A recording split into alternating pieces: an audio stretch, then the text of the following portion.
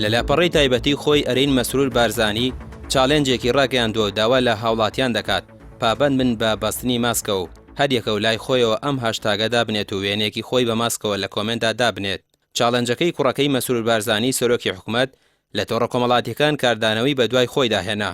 هاوڵاتیەک بە ناوی شێخ نەزیر وێنەیەکی بە ماسکەوە دانا و نووسیوەتی قوربان ئێمە وەڵامی چالێنجەکەی تۆماندایەوە و پابەندین بە بەستنی ماسکەوە. ئێمەش بەڕێستان ڕوبەڕووی چالێنجێک دەکەینەوە کە ئەمەیە باوکە کوا موچەی فەرمانبەران.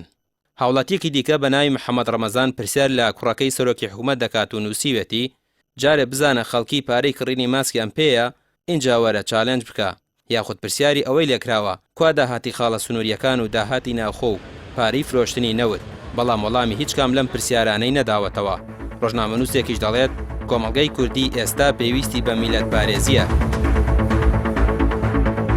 دوای دانانی چالێنجەکەی کوڕەکەی سەرۆکی حکوومەت بەشێک لە هاوڵاتیان و چیر و توێژەکان هاشتاگێکیان دانا لە ژێرناوی بە باوکت بڵێ موچە بدات یاخود شاخەوان شوانی نووسیوەتی وەرە لە سەرەتای کۆرۆناوە هەرچی ڤیتامین هەیە بیخۆیت تا کەمێک مەنەعەت بەرز بکەیتەوە.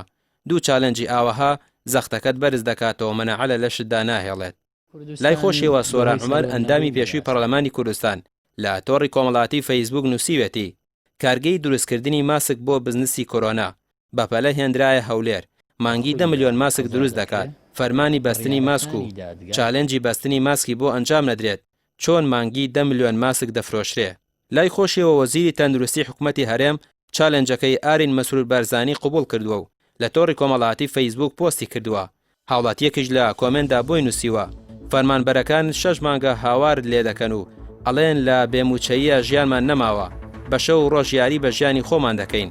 ئەوە مانگی 8 و موچەی مانگی 3مان وەرنەگرتووە تەنانەت ئامادە نەبوویت وەڵامیشیان بدەیتەوە. ئێستا هاتووی هاشتاگی خۆپارێزی بە ماسکەوە بڵاو دەکەیتەوە.